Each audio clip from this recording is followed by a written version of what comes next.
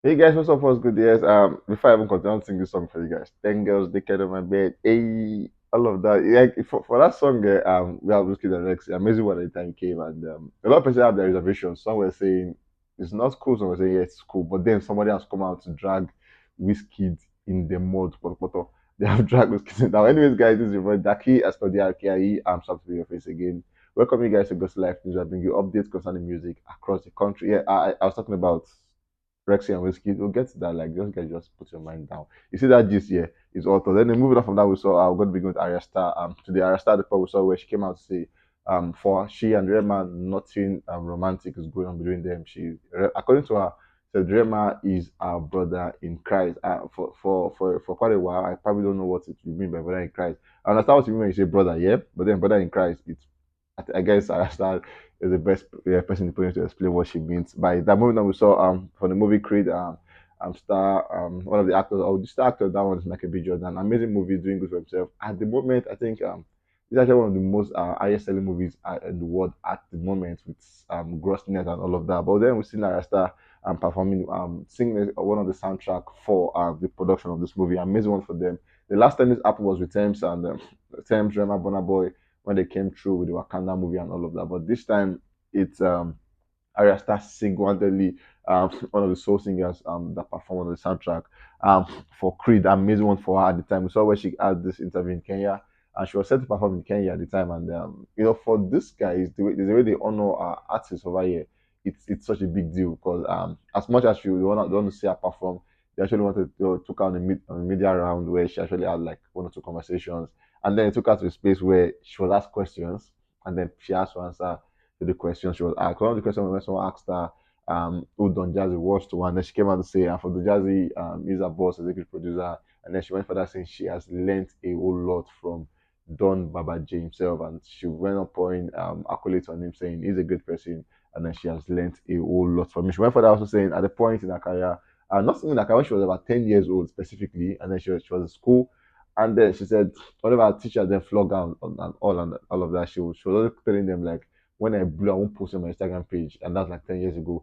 10 years from now is about that was 10 years. Yeah, she's 20 years. So 10 years from now is about this 2023. That's 2013. Yeah, that's 2013. And just like I won't post on my Instagram page. I won't do that because she had this belief she was going to blow. She knew she was going to be where she is and all of that. And now she's saying she's thanking God because God exceeded her expectations, and from then to now, she has a standard in her heart she has created, but then God have exceeded all of that, and then she's grateful to God on that. Then after the media round, we saw Aresta performing for the Kenyans, and this guy is for Aresta is that person that if you fail to pay 10,000 to see her perform, when she performs, she give you more than your money. Actually, it's a very big deal for her because performance level for Aresta is an 100 over 100. Moving on from Aresta, we saw where she came out also to say one of our New Year resolutions was to hit 10 million monthly listeners, but see God love you all for real. Arasta at the moment has hit about 11 million monthly listeners on Spotify, and that's about a million extra. When you have like 10 million on target on the mind, and then you've added like one, it shows you do something right. It shows people actually love what you do. It shows people resonate what you do, and obviously, if it's working for you, keep doing it. So for Arasta, keep doing what you're doing because people love it and they want to see more of that. Moving on, we have Omale on the news. We saw at the point where he actually sent flowers to Tiwa Savage, and for some persons, there were conversation around this show of love, saying what is happening because proud to now we've seen Omale being serious of a lot of mental stuff where his girlfriend broke his heart, sang it in the song, paying no attention to how he looks and all of that. So people asking questions, what is wrong with Omale? And then while we're still talking about that, we're seeing Omale sending flowers to Tiwa Savage. So guys, what is going on? But anyways, on that, not none of the parties have come out to say this or that. All we saw was some Tiwa Savage putting emojis, surprise emojis, and this thing, the on emoji, yeah, that kind of thing. So she appreciates it, and then she's actually showing it off on her Instagram page. Moving on, we saw Malik coming out on a video where he for this video, for some persons don't understand what he meant, but then he was talking to somebody saying, "Say what you lost." In his words, yeah, you lost him to the streets, and then it was like, "You should lost." Yeah, for some person, it felt like that's like the voice of a soul loser when you've lost something. You don't just spite the person. But whatever he was going through at the time, we wish him the best, and we hope he comes out of it ASAP. And moving on, we saw Omale at the Tiny Desk performance where for some persons this was mm, this was horrible. because the Omale we know has good voice, his melody is fantastic and all of that. But then at the time desk, he sang, there's way, and then it was one of the, it's not even that's like the biggest song he has had, the Soso song, and then the performing that song was nah, nah, nah. A lot of friends actually came out conversation saying, no, that was a big no from the person is saying, you sure say now you sing this same song, so and that one is saying that and that one is saying, first I'm confused, did he just mess up his own song? Which kind of key be this? Studio, they really helped this guy. So the backup singers won't spoil this song. Like amazing one because a lot of person came and saying that song was a no-no for them. And we know, and I think they're saying it because they know Omale can do better than that. They know he has done better than that, and they're surprised or they're asking questions.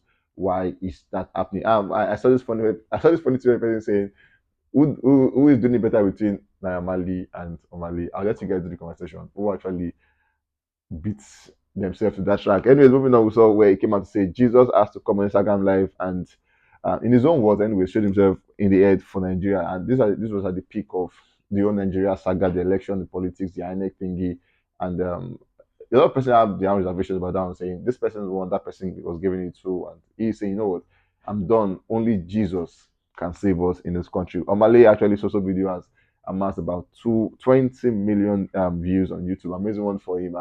So is that song that at the moment saves as his biggest song, and having 20 million views on YouTube is a big deal for him. And moving on, we've seen Omale Soso peaks at one in Mali, Sierra Leone, Apple Music, stuff like that. Amazing for him because if your song is doing well outside your country, it shows you're doing something cool. So doing good number one in Mali and Sierra Leone, it shows this guy really value what you do. And then it's also a push for you to say, you know what, do better, keep doing what you do, don't reduce the trademark, just keep doing it.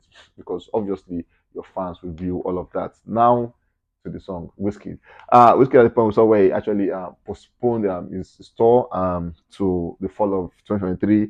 According to him, he said for logistic reasons, and then he said if you have bought ticket for that for the set date, your ticket will be honored at the new date. But the question is, what if you want your money back? Anyways, ask them and they'll probably do explanations for you on that one. Moving on, always Kid has now sold over 1 million career album units in the US. Amazing one for Wheezy, Ayo Balogun. Amazing one for him at the time. We saw for WizKid is going to be at the Glastonbury Festival performing from the 21st to 25th of June. One of the set dates, WizKid is going to be performing on that one. Alongside amazing people, we're also going to see Steph London also doing planner trades on that one. Now back to the conversation. WizKid and Portable. It's actually at the point here where Portable actually had this interview, and then in his words, Portable came out saying, for some artists who actually flaunt cars and houses, he's saying, you guys should. I called names. He said WizKid, Davido, and Burna Boy. He said it's not about just flaunting cars and houses. He said help people in the trenches, help a lot of persons, help a lot of persons. And for some person, they felt like there was a call for Portable to want to do a collaboration with WizKid. So, and that's like the sort of work for Portable. He calls you out, he apologize to you, you link up, and you work with a song. It has been like that, like consistently. So after this whole conversation, we saw DJ Tunes coming out and they had the collaboration, and okay, maybe it worked. And the big picture is when will you and WizKid jump on the song together? But obviously, it's looking like Portable just don't want peace because we saw it, earlier today came out said it's fun. It's the old wala thingy, and then he did it, and it was like, "Wow!" He said in his voice, it was like, if you want to sing a song, sing a song. What's the meaning of 10 girls on my bed? And then in Yoruba, he said, God to your airport. So, how do you get money to pay 10 girls?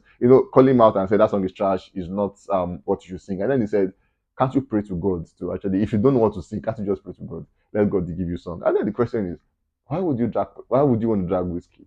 Like, it's a song. I have seen people sing shitty songs and we vibe to them. So what is it you and WizKid at this time? So where he said, what's the meaning? The song is nonsense.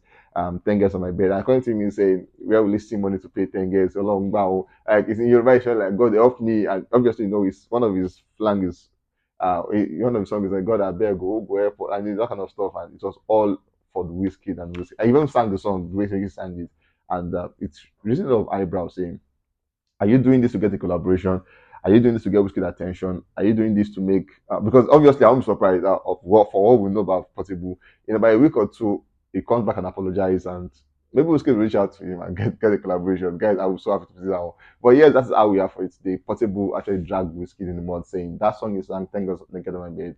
is trash and is not worthy to be a song.